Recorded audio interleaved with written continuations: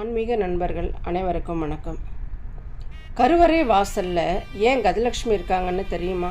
வாங்க வீடியோக்குள்ளே போய் முழுமையாக பார்க்கலாம்.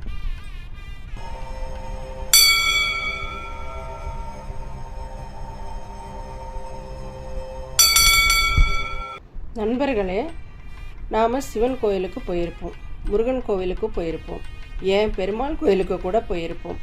ஆனால் அங்கே இருக்கிற கருவறைக்குள்ளே நுழையிறதுக்கு முன்னாடி வாசலோட மேல் பகுதியில் ஒரு விஷயம் கவனிச்சிருக்கீங்களா?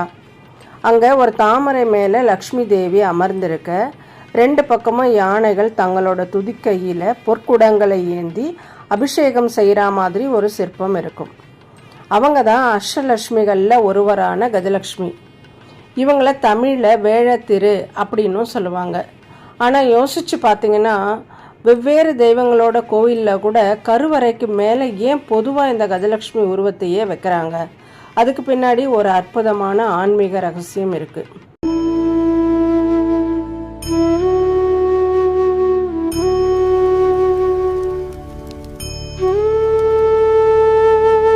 பொதுவாகவே நம்ம முன்னோர்கள் கஜலட்சுமி வழிபாட்டு ரொம்பவே மங்களகரமானதாக நினச்சிக்காங்க.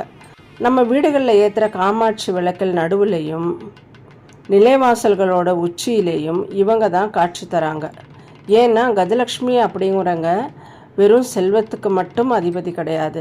அரசாட்சி, உயர் பதவிகள், கால்நடை வளம், கடன்கள் இல்லாத நிம்மதியான வாழ்க்கை, எல்லாத்துக்கும் மேலே ராஜயோகத்தை தரக்கூடியவங்க. சரி, விஷயத்துக்கு வருவோம். கோயில்களில் ஏன் கருவறைக்கு மேலே வைக்கிறாங்கன்னு பார்க்கலாமா? கருவறைக்குள்ளே இருக்கிற பிரதான தெய்வத்தை தரிசிக்க வர்ற பக்தர்கள் பலவிதமான கஷ்டங்களோடும் மனக்கவலையோடும் தான் வராங்க. அப்படி வரவங்களோட வறுமை, கடன் தொல்லை, ஜாதக தோஷங்கள் எல்லாமே நீங்கி அவங்க வாழ்க்கையில் லக்ஷ்மி கடாட்சமும் சந்தோஷமும் பெருகணும்.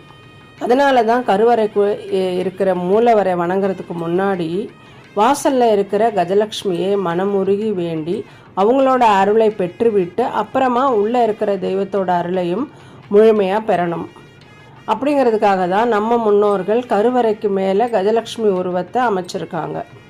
அடுத்த முறை நீங்கள் எந்த கோவிலுக்கு போனாலும் கருவறைக்குள்ளே இருக்கிற சாமியை பார்க்கறதுக்கு முன்னாடி மறக்காமல் மேலே இருக்கிற கஜலட்சுமியை கும்பிட்டு உள்ளே போங்க. உங்கள் வாழ்க்கையிலையும் ராஜயோகம் தேடி வரும்.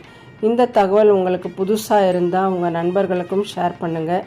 இதே மாதிரி சுவாரஸ்யமான ஆன்மீக தகவல்களுக்கு நம்ம சேனலை சப்ஸ்கிரைப் பண்ணிக்கோங்க. மீண்டும் ஒரு அற்புத பதிவில் சந்திப்போம். நன்றி. வாழ்க வளமுடன்.